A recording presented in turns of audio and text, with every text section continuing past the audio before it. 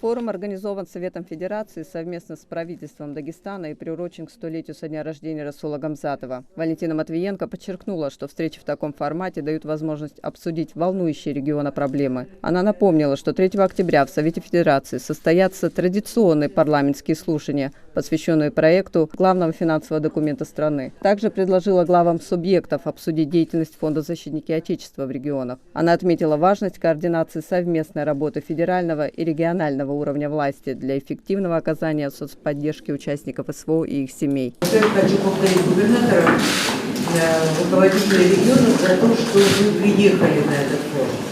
Это говорит о том, что мы все на одной волне, и мы все одинаково понимаем, насколько важно. И время это показало, эти темы всегда были более нашего зрения. Руководители федерального уровня, регионального уровня поговорить с вами и о том, как жизнь на местах, как дела, какие проблемы. Как вы знаете, мы готовим 3 октября, у нас будут парламентские слушания, которые традиционно проходят на площадке Совета Федерации, как такое первое общественное обсуждение проекта бюджета на предстоящие 3 лет. И главное, на что мы уделяем внимание, на мнение региона, на мнение губернатора. Как вы оцениваете проект бюджета, что вас не удовлетворяет, как состояние региональных бюджетов, ну и другие вопросы, которые волнуют вас, которые сегодня волнуют людей в регионах. Я всегда говорила, вы знаете мою позицию, что губернатор – это ключевые фигуры всей нашей системы власти, на которых лежит огромная ответственность перед жителями своего региона. Я вижу, как все стараются, как все, понимая происходящее, делают максимальное возможное для того, чтобы была стабильная ситуация, чтобы поднималась экономика, чтобы защита людей не только не ослаблялась, но и усиливалась. Поэтому вам всем огромное спасибо за работу. И еще раз хочу повторить за внимание к теме нашего парламентского форума. Позже на форуме «Историко-культурное наследие России» состоялось пленарное заседание, в котором принял участие Махмуд Али Калиматов. Председатель Совета Федерации Валентина Матвиенко, выступая перед делегатами, отметила, что проблема в культурной политике, манипуляция историческими фактами, приводит к непоправимым трагедиям для целых народов. Валентина Матвиенко считает, что в стране надо пересмотреть подход к вопросам финансирования, сохранения исторических памятников. Также она предложила продлить сроки реализации национального проекта «Культура», который завершается в 2023 году, чтобы включить в него мероприятия по возрождению культурной жизни в новых регионах России. По ее словам, все это имеет важнейшее значение для полноценной интеграции новых регионов в культурное пространство России. Одним из главных достижений Матвиенко назвала принятие по инициативе Совета Федерации закона о нематериальном этнокультурном достоянии, который очень ждали в регионах. Прежде всего, хочу поблагодарить президента Российской Федерации Владимира Владимировича Путина за его теплые приветственные слова, за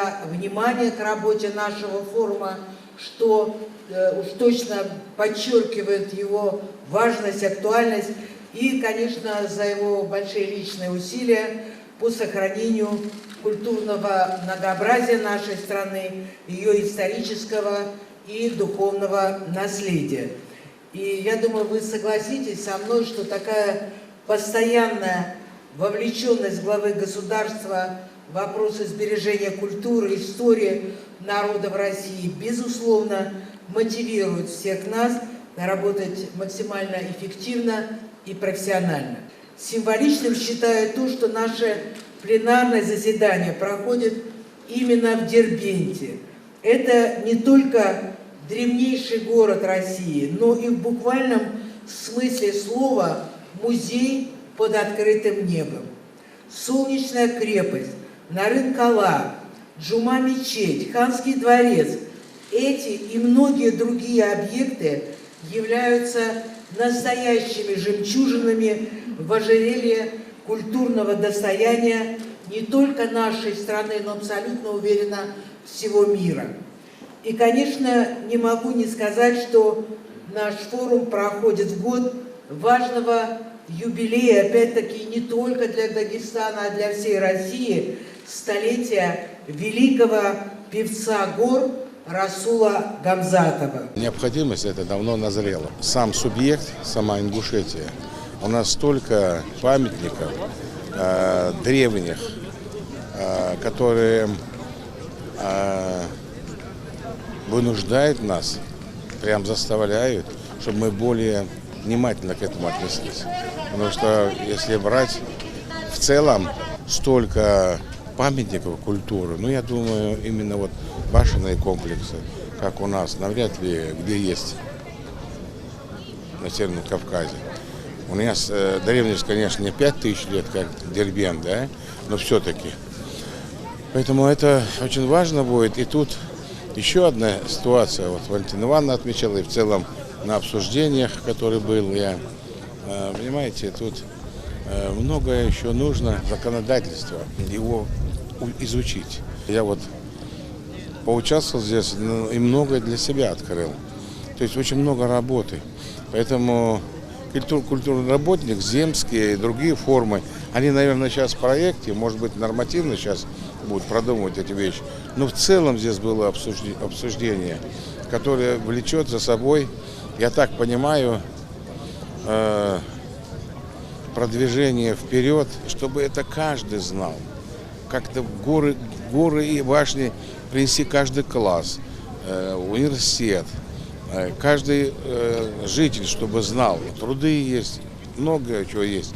Но нужно в соответствии с юридическими нормами все это подвести и узаконить конкретно, чтобы не было искажений истории.